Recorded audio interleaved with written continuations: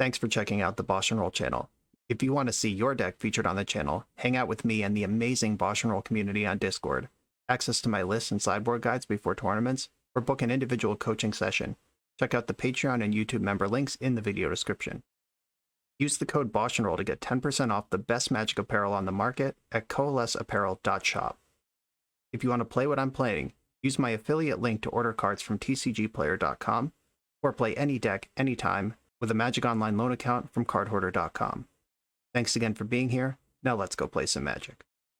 Welcome back once again to the BoshNRoll channel. Today I'm playing Pauper at the request of Patreon subscriber Brandon, and this is Mono-Black Control.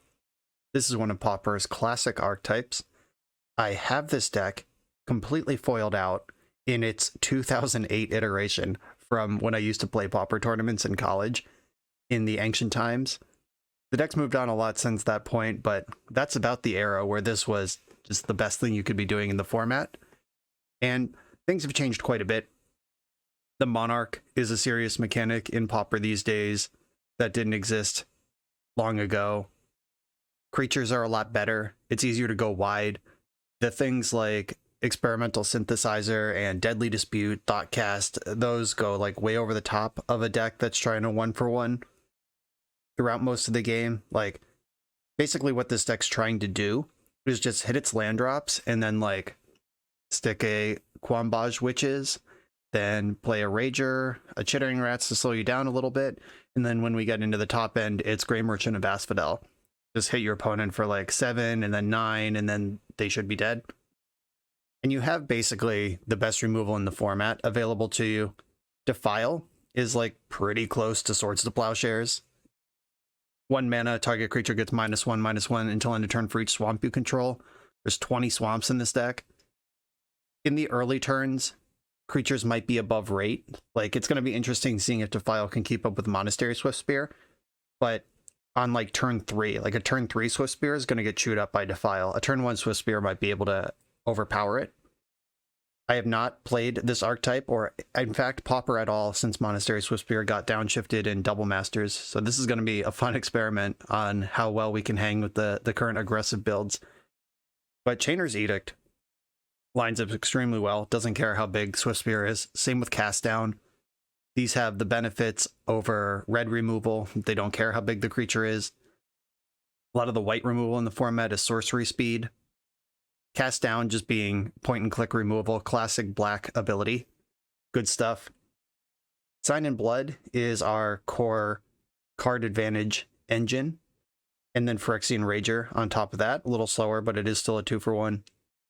Really all this deck is trying to do is kill everything the opponent does and draw cards until eventually Grey Merchant and Corrupt are unstoppable at the top end. Corrupt is a really interesting one.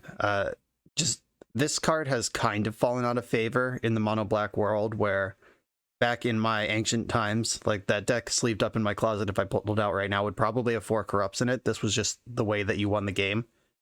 Grey Merchant has largely replaced it, but Brandon has opted for 2 Corrupts on top of the Grey Merchants, which is pretty exciting. Like, that is the kind of insane effect that can overcome a large amount of card advantage. Like if you lose the Monarchy for a couple turns, or your opponent goes too wide with their tokens and affinity creatures and Chainer's Edict can't catch up. Grey Merchant into Corrupt could just steal a game, dealing like 16 points over 2 turns and gaining you 16 life in the process. Like, it's a huge hit, and I'm excited to play it. Pointing out real quick, Corrupt always goes hand in hand with Pestilence. Pestilence is one of the most powerful things you can do in black. 4-mana enchantment. At the beginning of the end step, if there's no creature, sacrifice it, and you can pay 1 to deal 1 to each creature and each player. This is insane board control. If you can get something with a slightly larger booty into play, like your Witches, Sword in the Black Rose, or Grey Merchant, you can sink 2 mana into Pestilence every turn, sweep up every 1 and 2 toughness creature, and then Pestilence sticks around for the next turn cycle. The reason I mention this in the same breath as Corrupt is because Pestilence and Corrupt were commons in the same draft set. Holy shit, Urza Saga, come on. Mono Black is the strat in an Urza Saga draft if you ever are in a position to spend $40,000 on a box of that set, or whatever it costs these days. It's probably in that ballpark. But yeah, Corrupt and Pestilence, both commons from Urza Saga. Insane.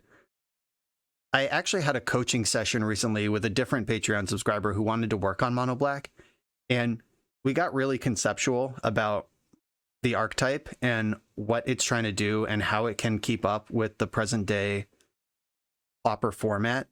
And what we identified is the most powerful things that Mono-Black is doing is becoming the Monarch and Pestilence. So we kind of built a different style of deck that eschewed a lot of the normal things. Like we weren't playing Chittering Rats or Rager at all. And we kind of just maximized removal and disruption. We had just enough permanence in the deck to make sure Gray Merchant was actually good for a reasonable chunk when it got there. But it was really built around, I think we ended up with 3 Pestilence, 4 Thorn of the Black Rose, 4 Gray Merchants, of course. It was just like a very kind of bold conceptual take on the archetype. And maybe that's coming down the pipeline down the road a little bit. We'll see how the tournament goes. That coaching session was requested right before a tournament that's coming up this weekend. We'll see the results soon. But I'm going to stick with this more classic take. With the one abnormal decision is the pair of Corrupts at the top end, which I actually really like. We made sure to include those in the conceptually rebuilt version in that coaching session as well. One change that I'm going to make before we jump into this league, I'm not sure about having 8 discard spells in the sideboard. That seems like a really aggressive slant. There's the classic Duress, which I do like, and then Divest, which is target player reveals their hand. You choose an artifact or creature from it, they discard that card. I'm going to run with this because I haven't tried the full 8 discard spells. I think it's interesting, but I don't like Siphon Life at all. Target player loses 2 and you gain 2, and it has Retrace for 3. This deck usually wants to hit its land drops, especially with Corrupt as our top end and Pestilence is in the deck. Like, there doesn't really come a point where you're happy to start discarding lands. I'm going to replace that with Cram Session. This is a card that came up in that coaching session, a card that other Patreon subscriber had discovered. I don't know if this is in list just kicking around or what, but Cram Session, 1 in a black-green hybrid sorcery, you gain 4 life and learn. Learn, normally you would have lessons in your sideboard, but you don't need to. You can also just rummage. If you don't get a lesson out of your sideboard, you can discard a card to draw a card, which is kind of what Siphon Life is trying to do, which is turn bad cards into useful effects. But Cram Session gives you a faster boost of life up front, which is what you want out of this card, and some card selection when you need to find some action. I just think this is a better, it's cheaper, and it does the thing that the other card's trying to do, but more efficiently. I am going to make that change up front. The rest of this stuff, I think I'm pretty happy with. I lied. I'm going to turn one of these Divest into a second Okiba Gang Shinobi. I'm a big fan of this card. It's also a discard effect. It also hits really hard. It's a win condition. It's 2 black pips for Gary. I'm just going to lean in that direction a little bit. All right, now I'm done fiddling with this deck. Let's jump into the league. I'm on the play for round number 1. I'm going to keep this hand. It has 2 lands and stuff to do with it. I'm going to have to play Bajuka Bog on turn 1 just for curve considerations and hope that they don't immediately start using their graveyard for value. Here's what it is. You play 22 lands in this deck and 2 of them are Bajuka Bog. Sometimes you just need a ETB tap swamp. Unfortunately, it's not actually a swamp. Like, the 2 bogs are the 2 lands in the decks that are not swamps.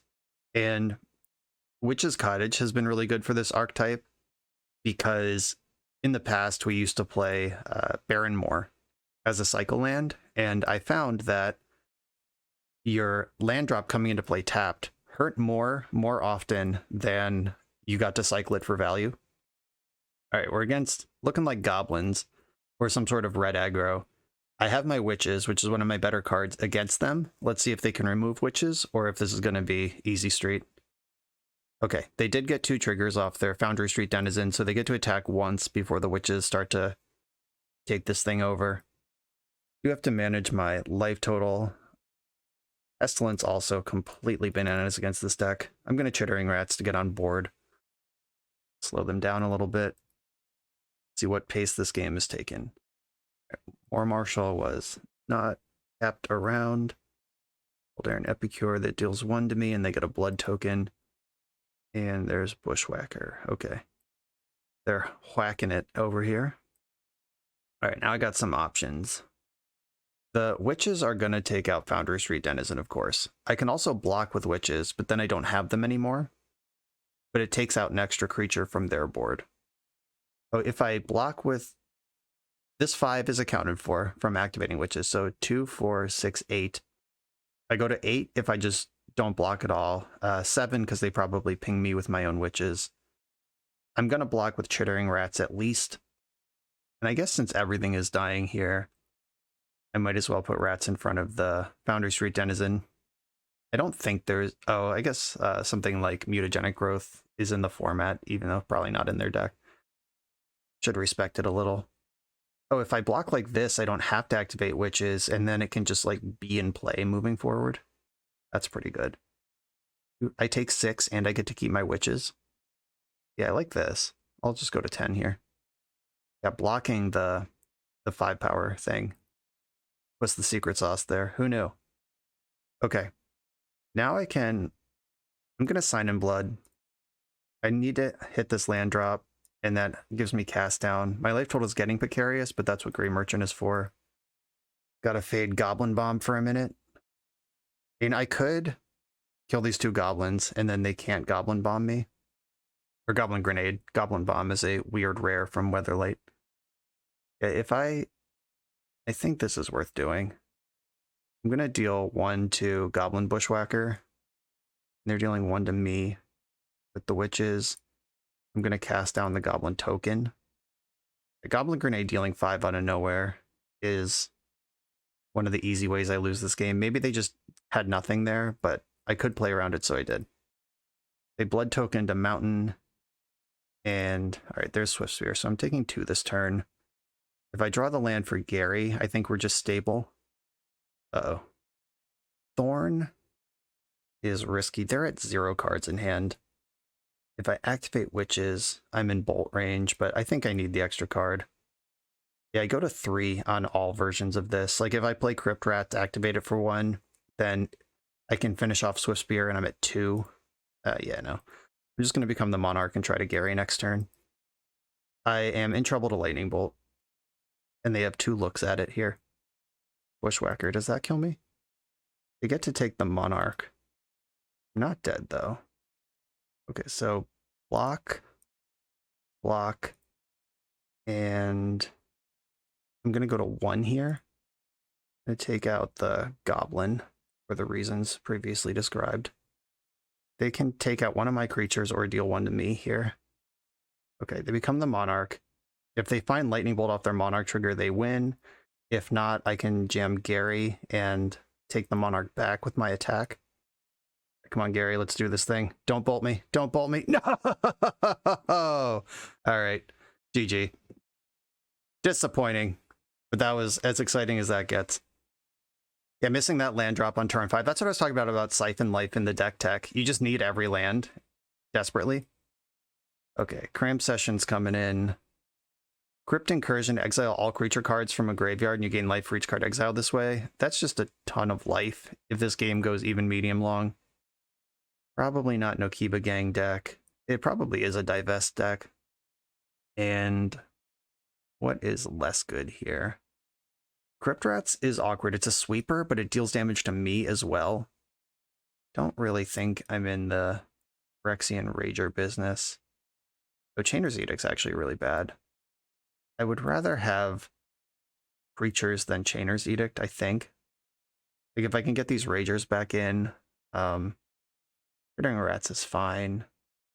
Yeah, I'm actually cool with this setup. I still have Pestilence as a more controlling sweeper. I have 2 Suffocating Fumes in the deck. Okay, I'm going to try it like this. On the play with a Divest. Let's do it. I can divest my way into witches. Pretty good start here. Let me see. What are you cooking with? 1 lander. Oh no. Great Furnace. Oh, I can take Great Furnace and divest. That's funny. I wish this mountain wasn't here. Okay.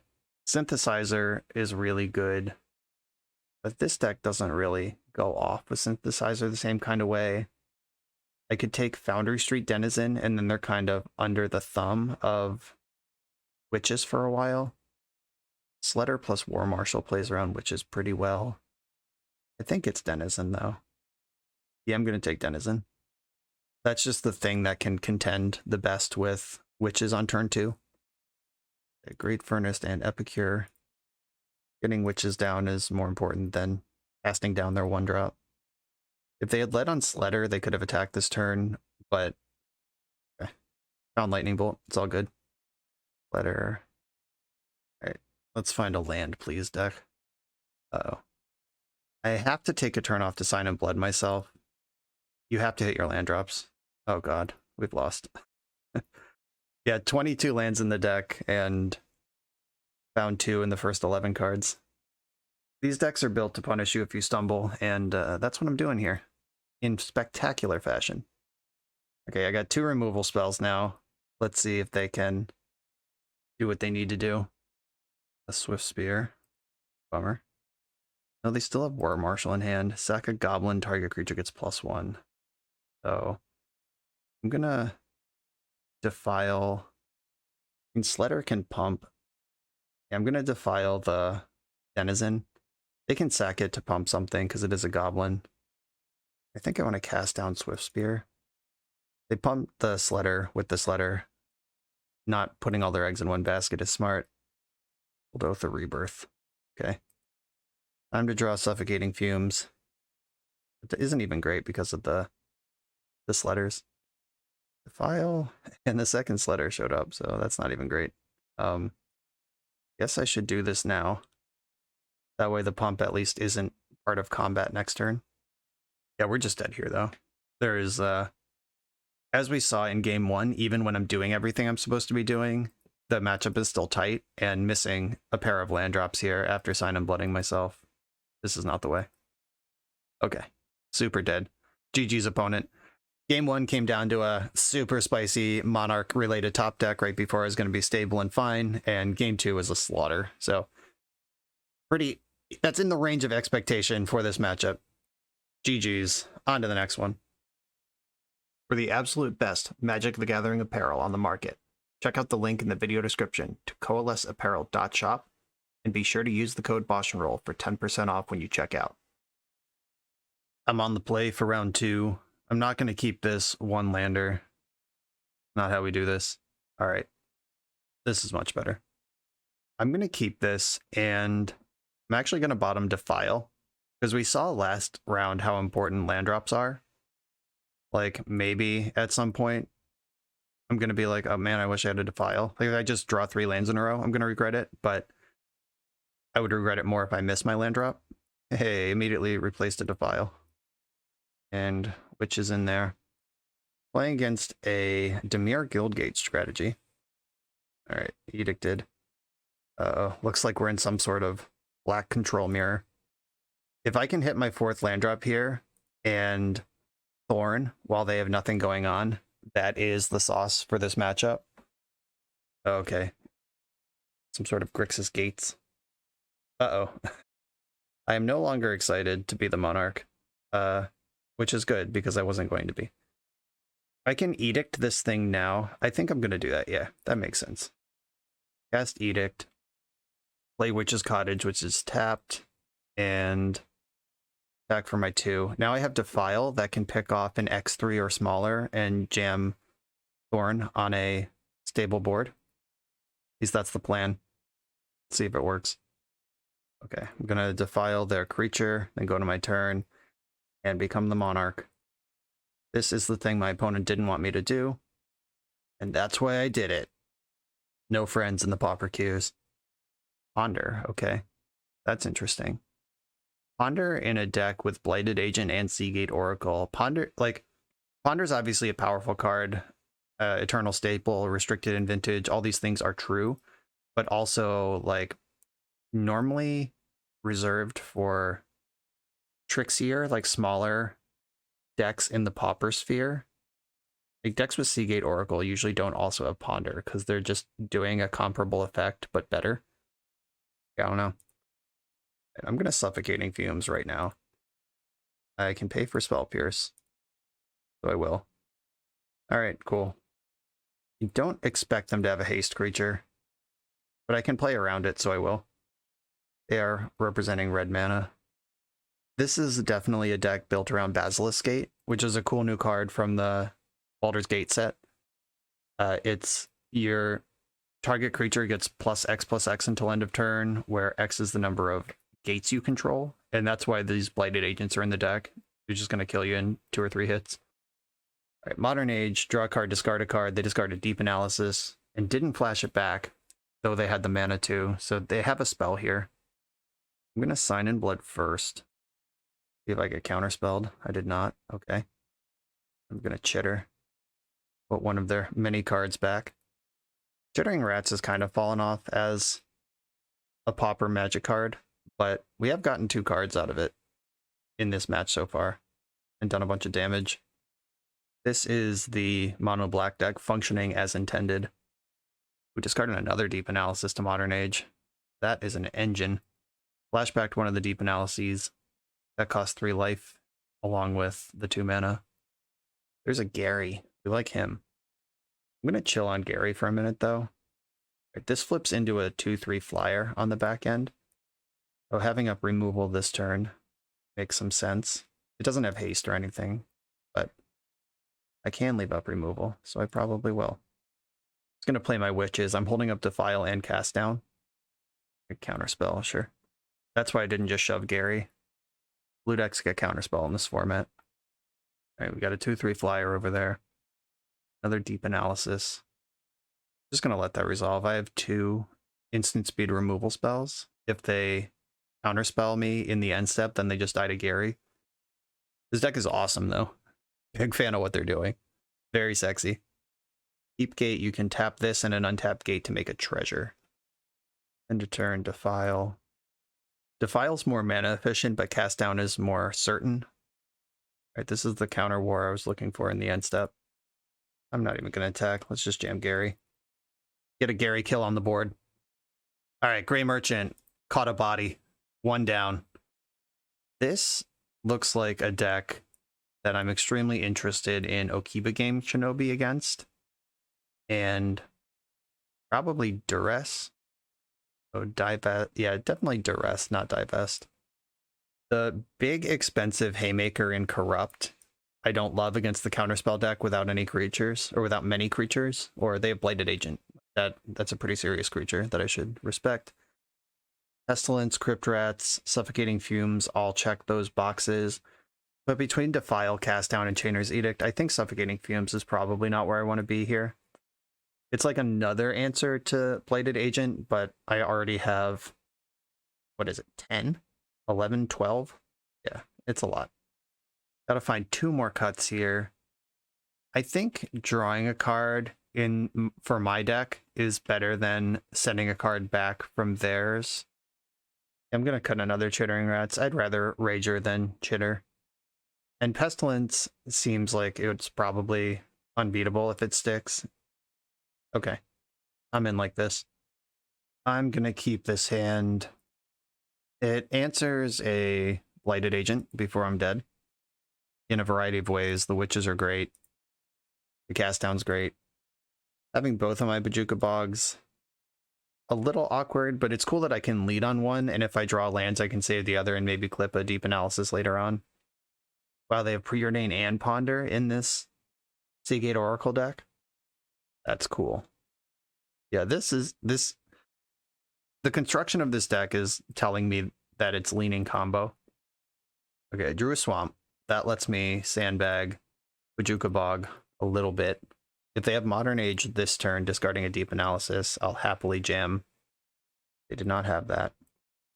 Okay, cool. Now I can make my land drop, develop my board, and still Thorn next turn, which I was a little worried about. Like, if I didn't draw the Swamp, it would have been a challenge to, or at least a decision to like sandbag the Bojuka Bog to hit a Deep Analysis later, or what.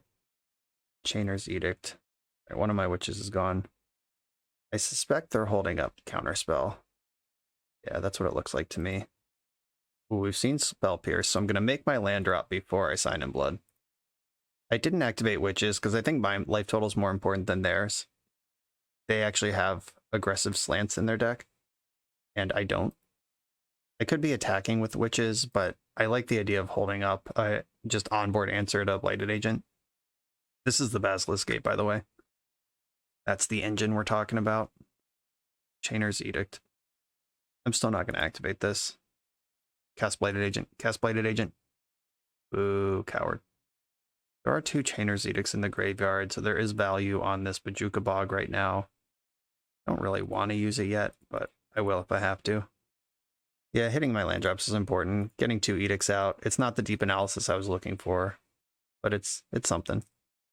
And it's also the 5th land. If I draw Duress, I can strip the counter spell and then jam Thorn for my 5 mana. Wander. Seagate Oracle. Okay. I can defile this and then play Thorn. This is not 2 mana right now. Okay. I'm going to defile Blighted Agent. And then if I draw a land, I can cast down if I need to. This is a really dangerous spot. It might not look like it, but it is. I'm going to Edict, even though they just put the counterspell shields down. If I play Thorn and they play a removal spell and then attack me, I'm dead. Because I can never take the Monarch back, and they're going to bury me in cards. Them being down to just 2 cards over there is pretty exciting. Oh, here's the Modern Age. Please don't deep analysis me here. Unexpected Fangs. An unexpected card. Oh, mapped it out. Is my patience rewarded? Show me the counterspell.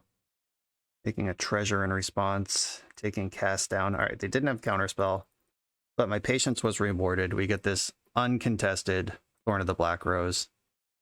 They got Modern Age, so there's an engine over there as well. Discarded counterspell. Too late now. Are we doing front and back of deep analysis? That would be messed up. Oh no. Like an X spell of some kind? Oh, Grimag Angler. That plays. It's not a legend, though. Only in our hearts. 1, 2, 3, 4, 5. I am unfortunately a mana short of flashing back Chainer's Edict for the easy, clean kill. But I can Edict the robot thing next turn. I am going to attack here. I don't think they have a haste creature. And even if they do, I have to win this game somehow. I drew Cast Down to supplement the Chainer's Edict in my graveyard. This is what we signed up for. I'm going to let them resolve their preordain before I cast down. I don't care if they counter it, because I can answer it if they hold on to a counter spell. They topped. Another Gurmag Angler. Okay. Cool. End step. Cast down Gurmag. My turn. Flashback Edict. Okay, they're back to empty, and I'm still the Monarch, and drew another removal spell, and now I'm adding to my clock and pushing forward with Rager. Casting down Thorn basically doesn't matter. The important part of her is that she draws you all these cards, which is still going to keep happening. And my hand's full of answers to stuff. I'm going to start making treasures in the end step with their Keep Gate. Oh yeah. Now we're cooking. Modern Age. They're going to draw and discard. This is just mill 1. Oh, they hit deep analysis. That's so sick. I'm happy for you. Yeah, if you have to mill 1, deep analysis is a good card to mill. Get a peek over here with the Duress. It's a gate. Okay. I'm going to play Gray Merchant this turn, just because it is the most mana intensive thing in my hand. And it hits just as hard as Rager. Obviously, later Gray Merchant would deal more with the trigger, but at this point, at this level of stability, you don't really need to Gary them out. Discarded the gate that we saw. Blighted Agent, you got it. Basilisk Gate is activated as a sorcery. We're good here. We're going to defile it in the end step, see if we can sniff out a Spell Pierce or whatever. Just have so many answers to a creature, it doesn't even matter. Attack for 4. My opponent is at 6. I can Pestilence for 4 this turn. I'm just going to Rage. If I draw Gary, they lose. I can Rethorn. I don't actually want to Rethorn, though. That's not even a thing. I guess I could have played the Pestilence and just hold up pinging for 1. Yeah, Pestilence should probably be in play right now. That was a missed opportunity. I don't think it's going to matter, but it would have been better to do that. Get you with the Edict and attack for a 6. We got the GGs. My opponent said GGs. Sometimes the deck looks great. Yep, once in a while. When it comes together like this, when you are able to protect the queen, keep the board clear, and just draw 2 cards a turn, this deck looks amazing. And that was a showcase of why you would register this deck. On to the next one. We're a few rounds into the video. Thanks for sticking with me. Friendly reminder that if you're still here and having fun, smash that subscribe button. And if you want to play what I'm playing, you can use my affiliate link for TCG Player to support the channel while you shop for cards, and you can try any deck anytime with a cardhoarder.com loan account for Magic Online. All these links are in the video description below. Now back to the league. On the play in round 3, I got a 3-lander with stuff to do. I'm going to keep it. I'm going to actually lead on Witch's Cottage. Even though just drawing one of my other 15 swamps would turn it on turn 4, if I need to cast something down right away, I want that ability. If I draw Sign in Blood, I would have been able to cast it off a basic, like that's fine. But just developing your mana smoothly is so essential to this deck. Opponent top-bottomed with that Preordained, by the way. All right, I'm going to jam Chittering Rats here. If they counterspell, it's a 1-for-1. They can't spell Stutter Sprite. Counterspell, deal. Just flushing out counterspells until I can Thorn them. But if this is mono blue, which is what it's looking like, thorning them is actually really hard to do because they have flash flying creatures. And now I'm in trouble. Because if I cast down this Fairy Seer, now they can spell Stutter Sprite it. And Sign in Blood is my best draw. Ooh, Pestilence. If I can dance around this Pestilence and get it into play, that's pretty insane. Like, Sign in Blood is a card that they would have probably cast Spell Stutter Sprite on, and then I can cast down the other fairy and all my spells resolve. But that's not what we got here. If they ninja me here, though, my cast down is live. Moon Circuit, Hacker. So this is tricky, because if they can ninja again if I go to a removal spell, because this is an attacking unblocked creature. You can ninja a ninja into a different ninja. I'm going to take the 1, let them draw the card, and then in the end of combat step, I guess it doesn't matter when I cast it now. Like, yeah, okay. I'll just wait until the end step or later. I'll probably respond to Fairy Seer with it. Yeah, that's a 2-for-1 for them, but at least I played around a blowout of getting double ninjutsu'd. Played around the Spell Stutter Sprite as well. Okay, that card is good. Let's see if it works. I'm gonna have to get through this Spell Stutter eventually. If I were this player, I probably would Spell Stutter this. I probably would not counterspell this. Okay. There's also the concern of, against this deck with Cast Down and Defile in it, if you Spell Stutter for exactly enough, you get blown out by any removal spell, of which I play many. I'm just going to Gary here. As much as I want to Thorn, it is a problem for the reasons described before. All right, Gary just went in. Okay, there's the Spell Stutter. They were posturing like they had that forever. Gary's huge ass also keeps Pestilence in play forever, which is a card that they can't beat once it's resolved.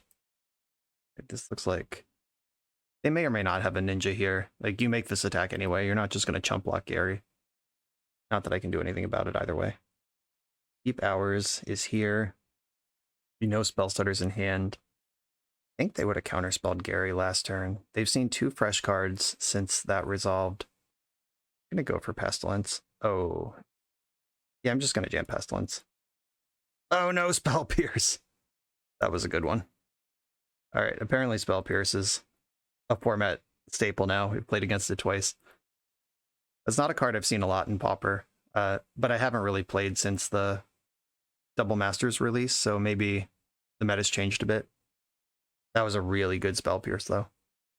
Not attacking with Grey Merchant, because it can block Ninja. 2-4 beats 2-2. That's still how Magic works.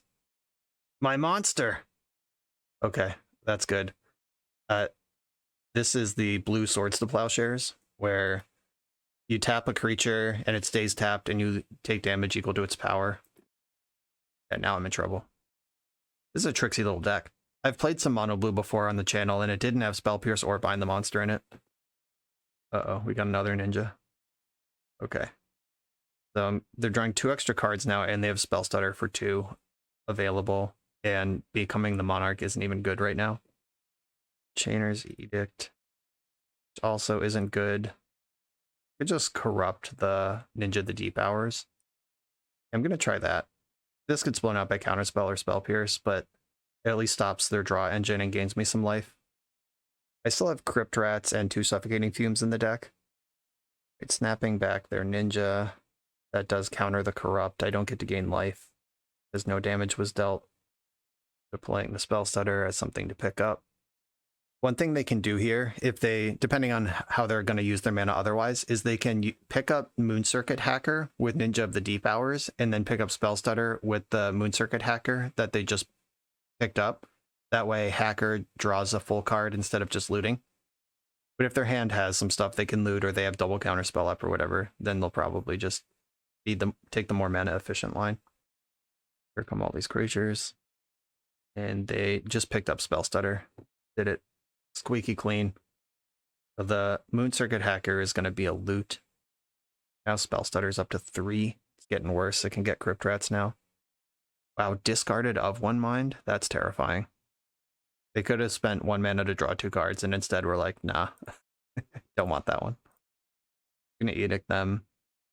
Knowing they have Spell Stutter for my Sign in Blood is kind of rough. Discarded Fairy, or Sacrifice Fairy Seer. They can still... I guess I have to flesh out this Spell Stutter. It's so clean, it's right there. Not afraid of a removal spell. All right. I'm going to concede. You're good. You got me. That Spell Pierce was a card that was not on my radar that I needed to play around. I identified they didn't have Counterspell, and we were above Spell Stutter with the Pestilence, which was my game-winning card. I chose to put it on the stack in a spot that ended up not working out so great for. That's okay. We live and learn. Corrupt is just a very expensive card. Chainer's Edict, kind of bad. Witches are great. Fumes are great. And like Edict can be good, but their creatures, there's so many just random 1/1s farting around. Not really where I want to be. Is this a divest or a duress strategy? Probably divest. Yeah, most of their counterspells are also creatures, but the awkward thing is that duress and divest just get spell pierced. I think I like Okiba Gang. That thing smacks really hard, rips apart a hand. And Reaping the Graves, if this game goes long enough, Reap is a game ender. Just like grind you both into nothing and then pick up 3 creatures from your graveyard and pull ahead. But I don't know if the game's going to go that long, but I guess I will play into that. And I could get these divests in here. Probably want to do that. Fine. I'll cut another Chainer's Edict, and all right, I'll leave it there. I'll only bring in 2 divest. Okay, let's do it. It's possible Duress is better. The blue fairy deck just is really good at having both creatures and spells you care about. On the play, I have Witches. I'm going to keep this. Witches is one of the best cards against the blue fairy deck. I'm going to lead on Bajuka Bog. See what we got here. You got a Seer for me? Nope, Preordain. Okay, Daze is not legal in this format anymore. So the Witches should resolve. Then we'll see if they have Snap or what their response to that situation is. Having Sign in Blood backed up by Defile is pretty exciting. That actually lines up the thing that I was talking about last game, where if they spell stutter for exactly the right amount, you can blow them out. The removal spell. All right, just ramming Fairy Seer into my Witches. I like that.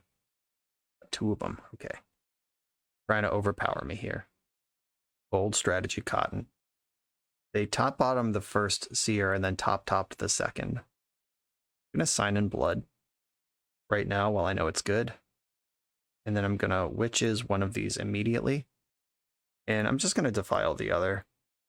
Right now, while they're tapped out, they're a deck based on momentum. And if I can cut that momentum, take away their ability to ninjutsu me, everything gets a lot easier. Come on, Swamp. No Swamp. Oh, this ninjutsu's for 4. Disappointing. I was ready to go in. I'm just gonna chill here. Maybe I should play rats. How does this go wrong? If they have snap into spell stutter, but that's gonna blow me out anyway. Yeah, I'll play my rats. Rats are a better pickup for Okiba Gang anyway. Okay, chittering a card back in the top. That's good. And there's a spell stutter. I'm just gonna roast it immediately. I'm not letting them have a ninja. Not happening. All right, yeah, just stone dead. I'm not giving them anything. Don't give... This is a deck based on moving parts and engines and amassing material. Just don't give them any material. They can't spell stutter for big numbers. They can't ninja. They need a 1/1 in play to get their engine off the ground. Just don't let them have it. Okay, what changes here on the draw? I mean, adding more divests and duresses gives me more turn 1 plays, since I'm going to be behind for most of this game. I don't want to be like drawing duress on turn 5, but I think having interaction in the early turns, like my defiles, divest, duresses, I'm splitting the difference here. Cut the chittering rats. I still have witches and ragers that can pick up, or that can Okiba Gang. Maybe I'm supposed to be cutting thorns. Thorn is really bad, except when you're already winning. And on the draw, it's going to be even tougher. Yeah, I'm actually going to cut a thorn and bring one of my chittering rats back in. We saw game 1 how I had Thorn of the Black Rose in my hand. I even had a window to resolve it, and it was just not a viable play at all. Okay, the turn 1 duress strategy came together. Let's see if it works. If I can duress to clear my way for this Sign in Blood, then we're off the ground. Opponent mulled 6. Very miscreant. Okie dokie. And duress you. Get a look. Ah, the divest. I needed it. This is the best 4 cards I've ever seen in a hand. It's 2 Ninja the Deep Hours and a Spell Stutter and the land to make it all happen. Let's see if they leave up Spell Stutter or if they ninja me here. I would ninja with reckless impunity. All right. They took the other route. Not agree with that play, but it's yours to make. Gonna Bajuka Bog them and then pass the turn. I'm not gonna play the Sign in Blood. They left up Spell Stutter Sprite intentionally here. I'm just gonna make this mana go unspent. I'm not gonna feed them by casting Sign in Blood. Take this turn to develop, and we'll see what happens. Because now if they ninja, then they don't have counterspell up again. But now they might not care anymore. Okay, yeah, just picking up the Spell Stutter, keeping their second fairy in play. Defile is the draw I'm interested in finding here. I'm going to slam Rager. It doesn't get spell pierced. It blocks ninja. Okay. The Pestilence is in my hand if I can work towards this. 4 mana. They can just start casting ninjas if they want to, but there's no reason to do that. Ugh. That was a good snap. Now they get to get their second ninja in play, and they're holding up Spell Stutter. The Spell Stutter's for 1, though, if they make that play. Yeah, duress missing here. So I was right last game bringing in the divest over the duress, but unfortunately, full punish this game. Oh wow, and they found the 1 mana ninja, so they get to still hold up Spell Stutter for 2. It's disgusting. I think I have to slam Pestilence this turn and just hope I'm alive the turn after that. Okay, 4 cards in hand. We know 2 of them are Ninja the Deep Hours and Spell Stutter Sprite. They can attack me for 1, 2, 3, 4, 5, 6, 7 next turn, and then Pestilence for 2. All right, this is what I got. Don't have Counterspell. If they have Counterspell or Spell Pierce, I'm just dead. Okay. I guess I'll give it 1 more turn. Oh, just being on the draw against a good hand out of Mono Blue is tough. This is basically what I did to the last opponent, where I became the Monarch and then answered everything they did. This is the flip side of that, where they stick a ninja and then counter everything I do. Here come all the jerks. Oh, they found another Moon Circuit Hacker, another 1 mana piece, another keeping up Spell Stutter for 2. Good shit for them. Terrible for me. The Suffocating Fumes is a live draw. Land is not what I'm looking for, and they can Spell Stutter a Sign in Blood. And I'm at 5. All right, yeah, I'm dead. GG's. We took turns, absolutely beating the crap out of each other. Basically, play draw was the game. Honestly, the duress missing was a nightmare, but we knew that could happen. We brought it in, but yeah, tough stuff. And that main deck Spell Pierce blew me out on the Pestilence. On to the next round. I'm on the play in round 4. I'm going to mulligan a 1-lander. Just can't keep those. Here we go. I'm going to keep this and put Corrupt on the bottom. The 6-mana spell. Let's go. I got my turn 2 witches here. Windscarred Crag. Suffocating Fumes might end up being good in this matchup. I had the opportunity there to play Bajuka Bog and curve into Rager, but I stuck the witches instead. I think that's going to be better going along. Lightning Bolt. See you later. Radiant Fountain. Okay. Definitely some sort of Boros bounce strategy here. Through the other Corrupt. Good shit. I'll just Bajuka Bog them. They probably do use their graveyard in some kind of way. This is unfortunate that I have to bog just to stay on curve. What they do this turn will determine if I cycle Suffocating Fumes or save it to play it. Yeah, I'm going to cycle it. I need to move this game forward, my own plan. I hit Crypt Rats as a backup sweeper. Hit the land. Hit another land. Good stuff. Let's rage. Witch's Cottage. Cool. The first appearance of Witch's Cottage, that's actually going to trigger. That puts a creature from my graveyard on top of my deck if I want to. Decide if I want these witches. Firebolt. I actually want Rager, I think. Not witches. Yeah, would have been nice to Bajuka Bog that Firebolt. Cycle Forgotten Cave. And Core Skyfisher. Okay. I'm probably just playing Crypt Rats here. That's not even good, though. Okay, that cast down's pretty great. I'm going to Cottage, pick up Rager. And I'm going to cast down. Yeah, with the Firebolt sitting in their graveyard, I'm not going to play Crypt Rats onto a board where it doesn't immediately kill everything. You can get them to invest that Firebolt in my Rager.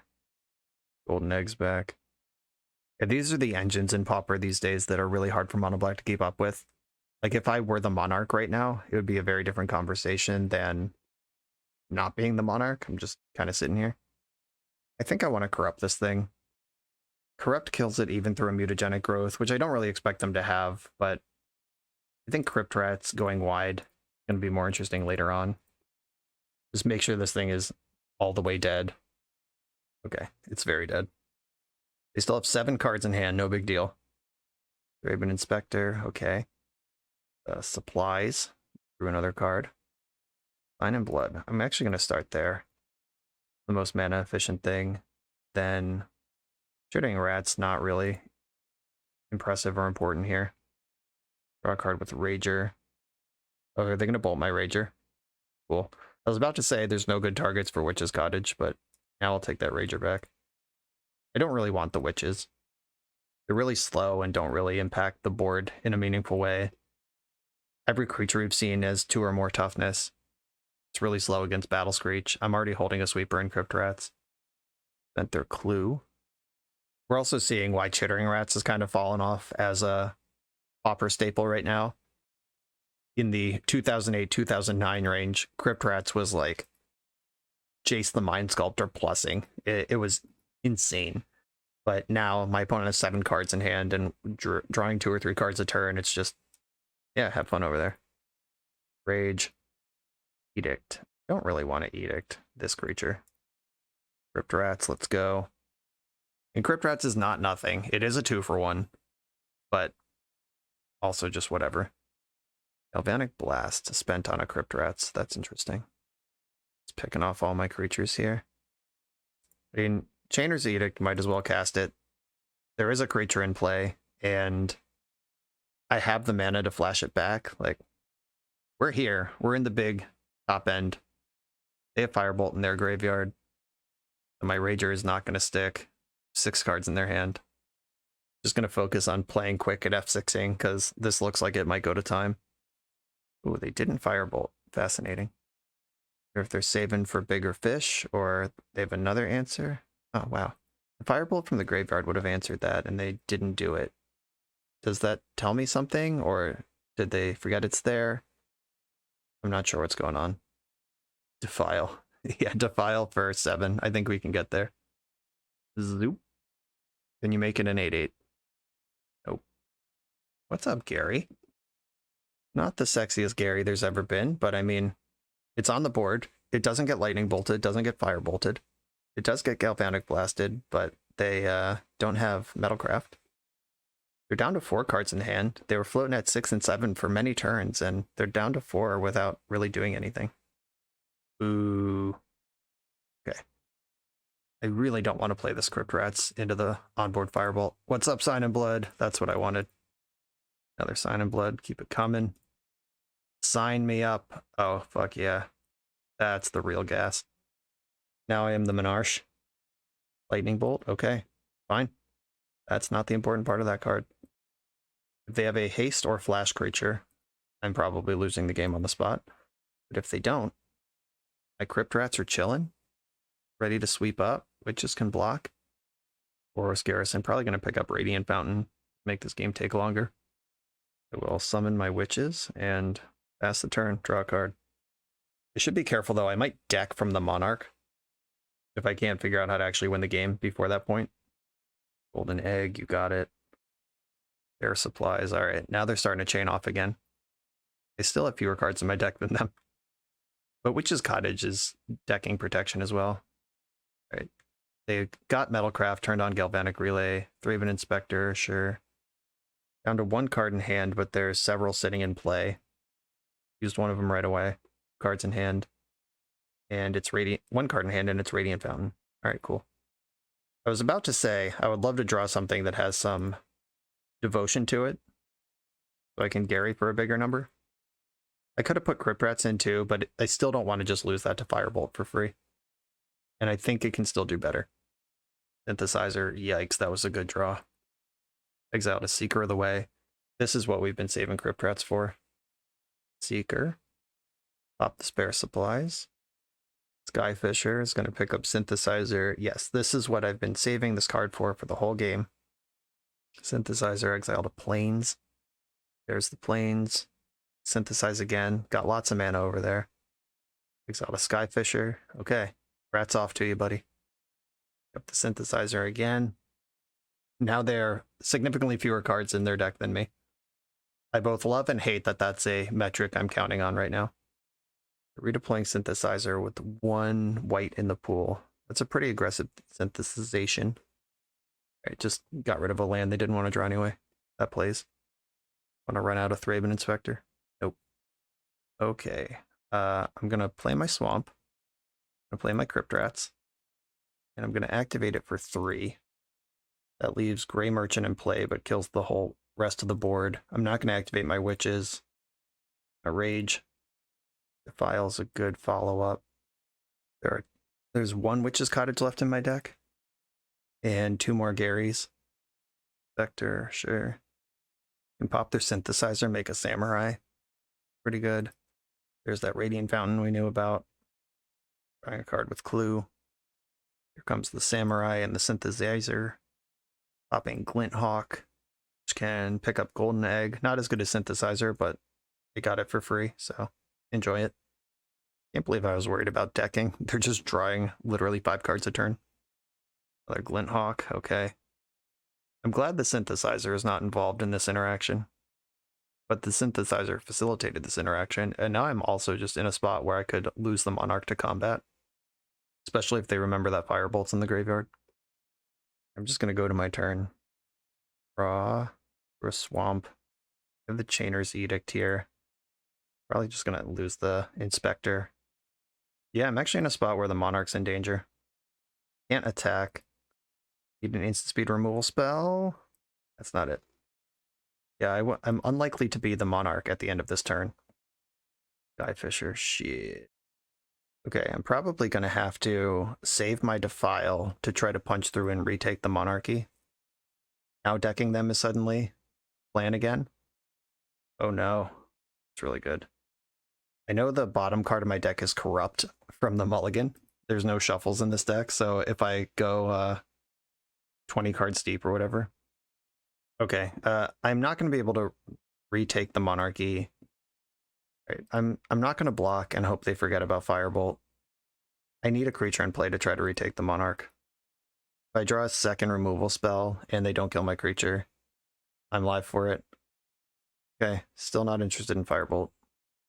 Come on, removal spell. Okay. Defile your Skyfisher. Defile your Samurai. And attack for 2. No Lightning Bolt, no Galvanic Blast. Just give me the Monarch back. Let me have it. Let me have it. Okay, we're the Monarch again. I think I want a Witch's Cottage. Ripped Rats back to the top. Yeah, that makes sense. I get to draw rats right away. 1, 2, 3, 10, and 11.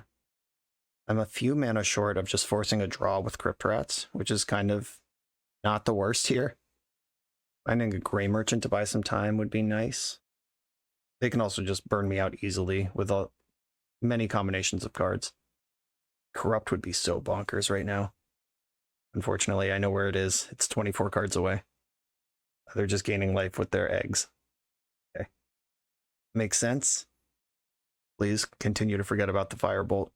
This Rager is the only thing keeping me in the game. Oh no, a Glint Hawk. What's the problem? Egg draws more cards. Not gonna lie, I 100% forgot that Golden Egg sacks for life. So, probably for the best that I was not in Crypt Rat burn range, because I would have gone for it and gotten blown out. For sure. Okay, I've reclaimed the Monarchy. Land, Crypt Rats. Alright, here we go.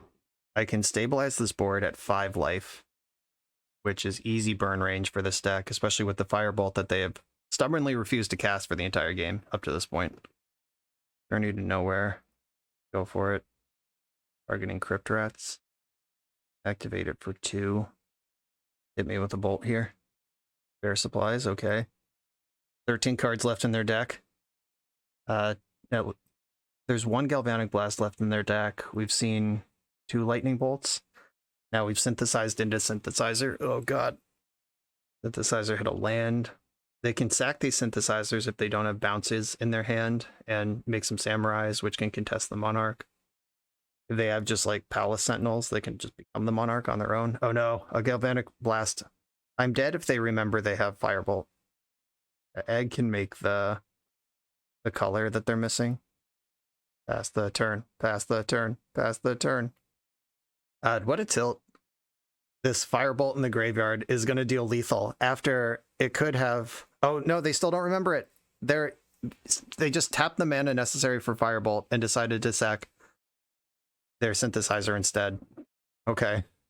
Looks like I'm getting a turn. I don't know what's going on right now. Or were they just sandbagging me for the Lightning Bolt in their hand? I don't know what's happening. All right, I need a... What do I even need? I'm in trouble, is what I'm saying. Okay, that was actually insane. Edict you. Edict you again. Yeah, I'm just going to keep playing like this Firebolt's not in their graveyard, because they don't seem aware of it. Though I am dead last turn. I am dead many turns ago. Witches that cannot be activated. But it is extra devotion if I draw a Gary.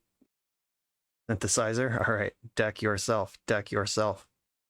I gotta imagine there's another Lightning Bolt in the deck. Like, even if they forget about this lethal Firebolt for the rest of time, they're gonna draw a Lightning Bolt eventually. Glint Hawk picks up the Synthesizer, finds a land, and gains a life. Synthesizer again, alright. We're just digging for that Firebolt. Raven Inspector, you got it. Bear Supplies, 2 cards left in the deck. Alright, Gray Merchant off the top.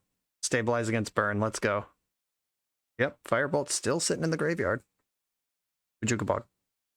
Suffocating Fumes, actually, I need to cycle that. Cycle. Gray Merchant, Gray Merchant. Chittering Rats. It's not good. It does block. So does Witches. And this is a lot of devotion if they somehow forget to kill me again and I draw Gary. Rager that I can't cast. Good stuff. They're having a lot of mana right now. They're like some big X spell in their deck. Oh, they remembered. Bummer. Okay, fine. Both the first and last spell they cast this game. Poetic. But That Firebolt could have taken out my Phyrexian Rager, what, like 7 turns ago, and they would have just been the Monarch easily winning the game. I've been dead to it for 2 turns. It's all good. Magic is hard. Yeah, they just apologized in the chat. They're like, oh, I didn't realize I had to win that long. It's like, well, give me a chance. Don't have to apologize for keeping me in the game. Okay, Divest. This has to be a matchup that Divest is expressly for, I imagine. Suffocating Fumes. This is not it. Some Boros decks are X1 based, like they go wide with tokens and stuff, and some have this engine, which are all X1, X2s, and X3s. Witches are also not great for the same reason. Witches are something to do with 2 mana that fuels Gary, though, but I still don't think that's really where I want to be in life. Crypt Rat's great, Thorn great, Corrupt is great. I guess I want to cut another Witches. Divest and some Okiba Gangs here. They do use their graveyard with the Firebolts. Nile Spellbomb. Is that worth a slot, though? I don't think that it is. It could be better than the Witches. No, Witches are a body that can block and pick up for Okiba Gang. Okiba Gang's a little risky because this deck is full of burn. Like, spending 4 mana on a 3-2 is kind of rough, but if you get a window to connect with it, it's huge.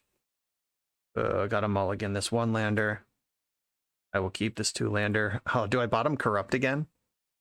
Last game, I bottomed the Corrupt, and I was like, spent the whole game wishing I was drawing Corrupt. I am actually not going to put Corrupt on the bottom of my deck this time. I'm going to get rid of, I guess, Defile. The removal spells are more replaceable than Corrupt is. I'm going to play my Cottage, make sure I can sign a Blood on turn 2. I am up 3 minutes on my opponent on the clock. If I can make a game 3 happen, they may not have time to win it. All right, I got my 3rd Swamp and my Witch's Cottage. Stuff's going on here. Chainer's Edict. And take out oh yeah, strand that Skyfisher. Chainer's Edict can take out a Seeker of the Way or whatever. Okay, just exiled 2 threats by sequencing the synthesizer as they did. Not saying it's wrong, like I don't know what's in their hand, but 2 threats were just exiled for no real gain. If I can slam the Monarch this early, that's huge. Synthesizer, exiling Synthesizer. And they're playing their land before they synthesize on the last 2 turns. They probably should be holding on to that. I can see how, like, in their head, they're like, I have Glint Hawk or I have Skyfisher, I'm just going to play my land. But if the synthesizer on either of these turns spiked a land, they would have regretted it. Okay, I cannot become the Monarch in the face of this flying creature. I'm just going to cast it down and hope that they go a turn without deploying a threat. Synthesizer, okay. Boros Garrison, that's what I mean. Like, if they just hadn't made their land drop yet, they could have done it there. Ugh. It's relentless. And spare supplies, yeah, and they can actually... This is the first card they've gotten off 6 synthesizer triggers. Alright, I am not going to Monarch into this creature that can take it right away. I have to slow this down a little bit. They've managed to stay exactly enough creatures ahead of where I am to keep me in check here. Galvanic Blast exiled. They can just go face for 4 here if they want to. Yep. And Golden Egg. Okay. I'm probably going to have to corrupt this Glint Hawk. Ugh, I hope I draw real spells instead. Yeah, that Defile I sent to the bottom of the deck actually would have been great over this corrupt. I'm just going to blast Glint Hawk. Gain 6 life. Next turn I can Edict. They finally played a land off of a synthesizer. I would love to see Crypt Rats or Pestilence here. Oh god, Seeker of the Way. So many creatures in this deck. Alright, let's Edict you. Take your Thraben Inspector. That feels great. Next turn I can cast 2 Thorns, and then I have a Death Touch blocker even through a removal spell, but they drew another flyer. Is that all 4 Glint Hawks? Come on! Chill out over there. Found Galvanic Relay, and they're going to have a huge Seeker turn with the synthesizers and the relays. Or, not relay, blast. Yeah, I might just not survive this turn. We will see. Drawing a card with spare supplies, 3 cards in hand. Lightning Bolt puts me to 10. Seeker can attack for 5. I'm at 5 right now. Oh god, I'm dead? Yep, they have me for Xaxes right now. Yeah, just kept me off balance. Couldn't become the Monarch. That is why this deck isn't so popular anymore. I did everything I wanted to do in the order I wanted to do it. I just could not get through. Could not stick the Monarch. Could never pull ahead. Tough crowd. On to the final round. For the absolute best Magic the Gathering apparel on the market, check out the link in the video description to coalesceapparel.shop and be sure to use the code BoshNRoll for 10% off when you check out. On the play for the final round, I'm going to keep this hand. It's got removal up into a Gary. I can cycle Fumes if it's not good. I have 3 swamps to go with my cottage. A Radiant Fountain strategy. All right, we're doing this again. Painter's Edict. Got lots of removal here. Would like to start filling in the curve so Gray Merchant does more than 2. I'm going to cycle this Fumes. Just trying to get something going. Like, that Chittering Rats is a perfect hit. Maybe they're a Fumes deck. Like, they are clearly some sort of Boros bounce deck, but Fumes is generally not good against the bounce versions. All right, Lightning Bolting my Rat. I can pick the Rat back up with Cottage, which I think I actually do want to do if they cared about it the first time. This means I'm not hitting my land for Gray Merchant, but I'm a long way away from being dead here. Okay, yep, it's this again. Gotta manage my clock, manage my deck. Both of those things matter. I'm gonna cast this down so I can use my mana. Edict is not an instant, and I want a Rats. Synthesizer, okay. Hit Thraben Inspector. They don't have the white mana to do a Flint Hawk and a Thraben Inspector. Not yet, anyway. All right. The perfect synthesizer. On the way in, flipped a white card. On the way out, flipped a Plains. Beautiful. There's Corrupt. I'm going to Chainer's Edict. Get them to sack the Inspector. I'm going to cast down Glint Hawk. I'm going to start attacking. Winning this game somehow is important. And with Gary and Corrupt both in my hand, that's a lot of burn. 2 synthesizers, flipped Thraben Inspector and Galvanic Blast. They can't currently cast the Blast. No red to go with it. Flint Hawk gets another look at a red source, I guess. It hit Boros Garrison. Fake red source. Okay, cool. This Thraben Inspector and Galvanic Blast are not coming into the game. I could attack with Rats, try to rebuy it. I don't really care about rebuying it, though. I think I just want a big Gray Merchant, or bigger Gray Merchant. Hit you for 4 and then attack. Yeah, we'll take that trade. They're doing synthesizer stuff over there. They think they're the control deck right now, but so do I. One of us is wrong. Made a Samurai. Another synthesizer. Exiled 3 lands off those 3 synthesizer activations. And Spare Supplies has been used. Okay, I'm going to attack with my Gray Merchant. Keep the damage coming. I now have a 1/3 creature I can put in front of the 2/2 creature. I don't really need to do anything right now. Lightning Bolt, sure. Another Samurai, exiling a mountain. Seeker of the Way. Okay, that's the target for my cast down. Let me see if I can get a double block out of them first. I guess they'd probably just triple block. And cast down the Seeker. Other Witches. Keep them coming. Not going to attack now because they can double block and remove my Gray Merchant, but if I just sit here, they need to punch through. Flint Hawk, picking up Synthesizer. It never stops. Synthesizer exiled Crag on the way out and Egg on the way in. Had a Galvanic Blast for my Gary.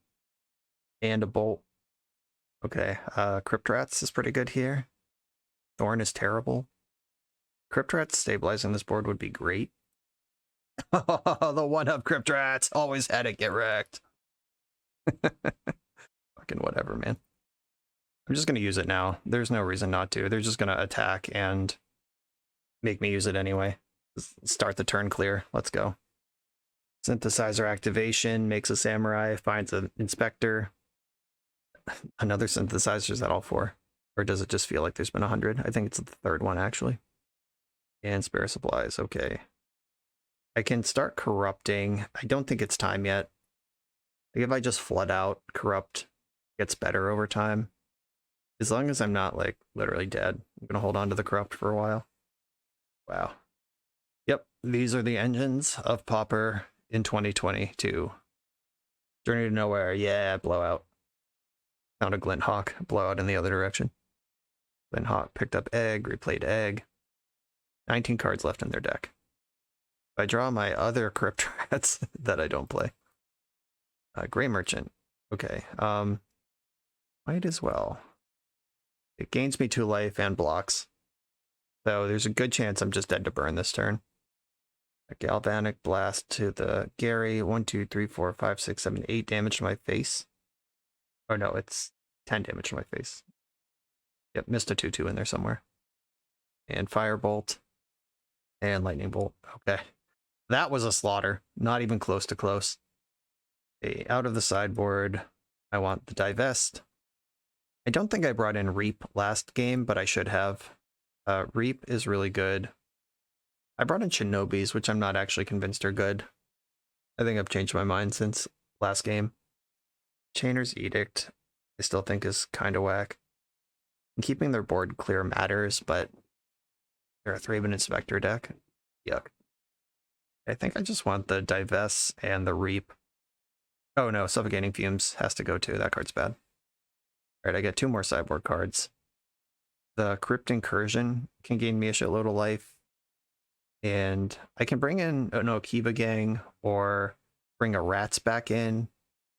There's arguments for Nile Spellbomb, Cram Session, Okiba Gang, and Chittering Rats right now. I think I like the Rats on the play. Just being on board and getting actual points out of Gary are worth a lot. I played a lot of Gray Merchants for 2 in this league so far. Don't like it. A no lander. Get out of here. A 1 lander. That's got to go too. Oh, come on. I'm on 4 cards. Jesus. Okay.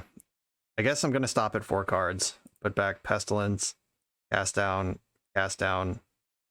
Yep.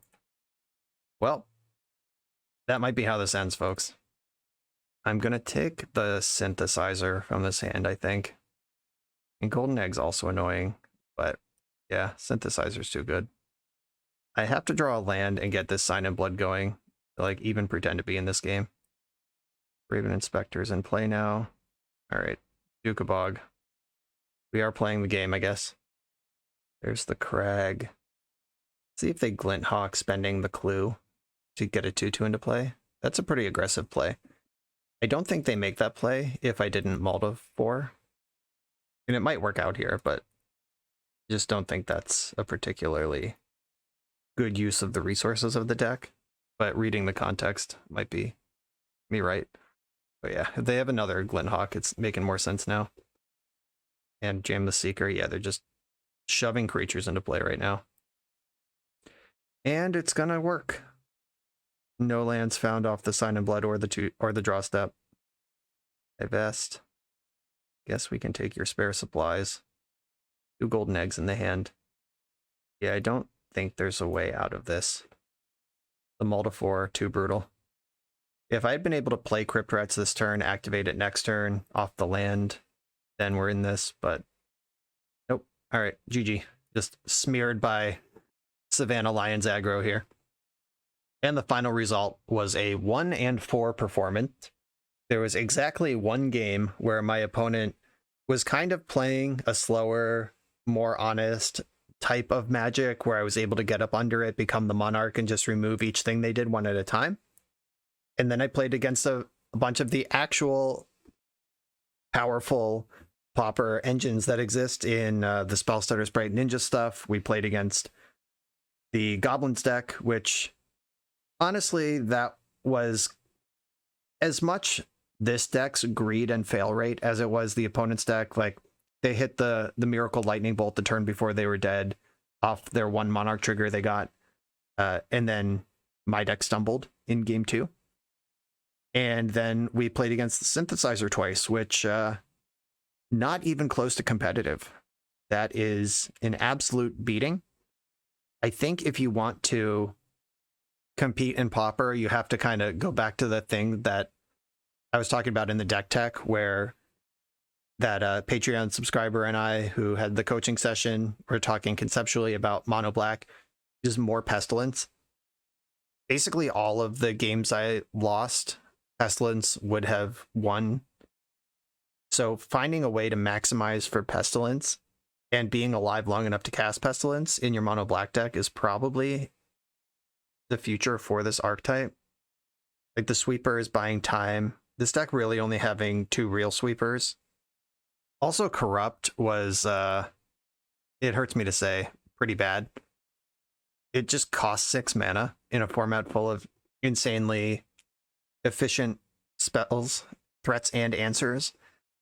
That one game against Red-White where I think I had like 15 swamps in play or something, Corrupt obviously would have been insane. I probably would have decked them if I corrupted anything, just get my life total out of reach for 2 turns. They would have died. But that's not going to be the norm. More often I was like bottoming it from a mulligan or just like spending 6 mana to answer a 2-drop. That happened multiple times. I think you want something more efficient than Corrupt. If you want this sort of big life gain effect, Tendrils of Corruption is a 4 mana instant that deals damage to a creature equal to the number of swamps you control, and you gain that much life. That's some old Pauper tech as well. A little more efficient. Probably lines up well against Swiftspear most of the time, or the Swiftspear decks it's going to be really good against. There's also just like, we're not maxed out on Cast Down, we're not maxed out on Edict. There's room for more Pestilences. There's ways to build this deck that do not involve Corrupt. Also, if you're packing more Pestilence style effects, you don't need these main deck Suffocating Fumes. This card is really good, but at the same time, it's kind of just like a cheap Pestilence, and if you build your deck to maximize for Pestilence, then you don't need the cheap imitations anymore. I'd probably want to maximize for Monarch as well, just 4 Thorns. That's the direction I'd want to move in. We also saw that 22 lands in the deck, still missing land drops regularly. Maybe a 23rd land is something you want to do. Twisted Abomination is another card that used to be played in Pauper a lot. It's a 6 mana 5/3 with Regenerate for a black. It's a zombie and it has Swamp Cycling. So you can spend 2 mana just making sure you hit land number 3, or you get a 5/3 beat stick later on. I don't think that lines up great against the removal or threats in the format as like a 5/3 with Regenerate, but hitting your land drops is life and death around here. And you can even get the Witch's Cottage and recur the Twisted Abomination if you want to, because it is a swamp. I think you need to get creative is what I'm saying. These stock Mono Black lists don't really hang with the format anymore. Sorry to the Mono Black diehards out there. It's just, it has not kept up. That's the story of a lot of decks these days. Like Green Stompy used to be a dedicated Pauper deck, tier 1 in the meta all the time. Bogles used to be, and Bogles is still kind of in the mix, but the Green Stompy, like actual non-hexproof efficient combat deck, that's not really a thing anymore. There's a lot of things that are just not things anymore. There's been a lot of powerful cards added to the format in the last 2 or 3 years, and I think Mono Black, you got to rethink it from the ground up if you want to stay competitive. Sorry to say, but that is how it felt. You saw those 2 games against Boros Bounce. We were not even close to close. Still fun to explore this space. Brandon, thank you for asking me to play this. I hope the conceptual conversation was valuable and the gameplay stand as a lesson one way or the other to people who would be interested in exploring this space. I'm going to leave it there. Make sure to like, comment, subscribe, check out all the links, check out Coalesce Apparel, use code BoshNRoll for 10% off your awesome t-shirts and stickers and stuff. And I will see you next time. I'm out.